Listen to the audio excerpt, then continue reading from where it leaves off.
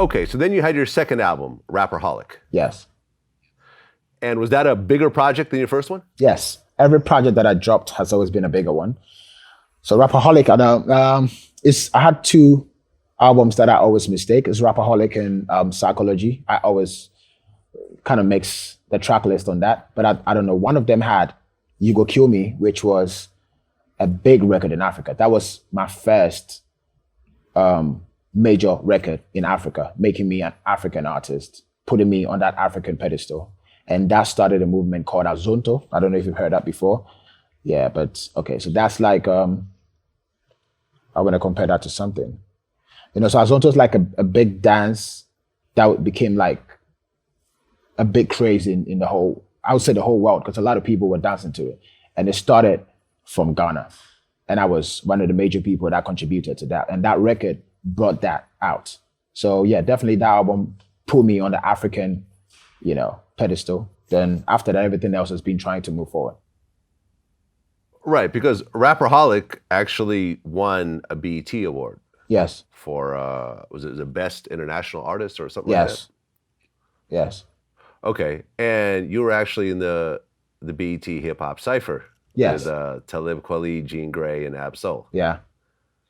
Yeah, that was you were the only African guy in there. Yes, not to brag, I don't like talking like that, but I think we were one of the first people to start, that whole movement with, being in the Cypher, winning the award and all that. So yeah, that was a great time. I didn't know who was on the Cypher. I got there and I saw all these amazing people. I was like, wow, that's incredible. Shouts to BET. Oh yeah. Shout out to Talib Kweli. Yeah. That's a friend of mine. Me and him go back. Very, very dope MC. Then in 2014, you dropped your third album, Sarkology. Yes. Now, did that album have Adonai on there? Yes. So Adonai, that album, I'm still stuck in time, right? I'm trying to beat Adonai. I'm trying to record a song that can beat Adonai. Because at this point, that is like my biggest record. And You Go Kill Me, Azonto got me the BET, as you said. Adonai just, to me, nearly got to world dominance. Because that record was not necessarily limited to my black community. Because Azonto was a bit in the black community. Adonai is more for the world. There's a lot of, white people in Paris. I performed in Paris, a whole white crowd, and they were jabbing to Adonai. And Adonai is definitely one of the biggest songs in France, not just to the African market. I go to clubs, all white clubs, and that's at the peak time, that's the songs that they play. So Adonai definitely, I would say, saved my life to date. Well, I actually looked it up. Adonai has 75 million views on YouTube. Yeah. And then another 12 million views on Spotify. So if you go and add whatever the Apple numbers are, and if you throw some SoundCloud and whatever in there, you could easily say over 100 million people have listened to that song. True, easily. That's a major record.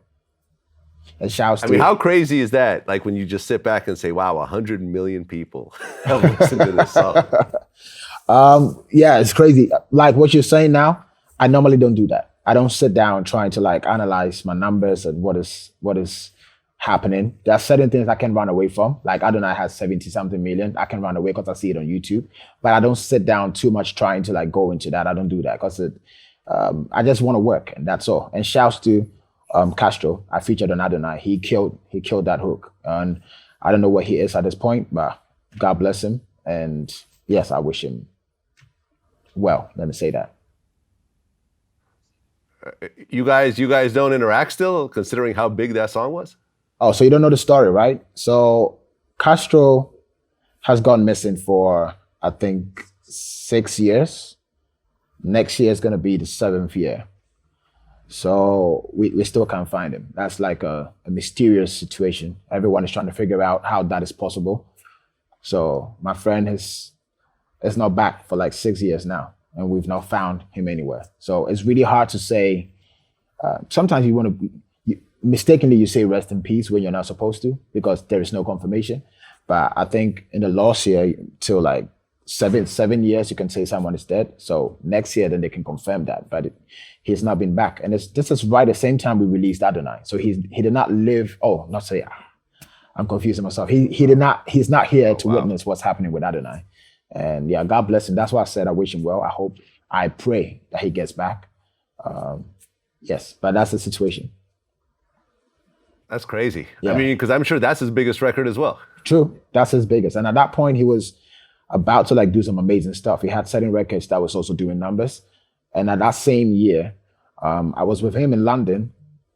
He was trying to meet me, but it wasn't possible because I had something doing. So he came back to Ghana, and that was right around the same time. And I think he went on a jet ski, and they found a jet ski, but they didn't find him. So that was the last we heard. Oh man, that's sad. Yeah. Sad story. Yeah.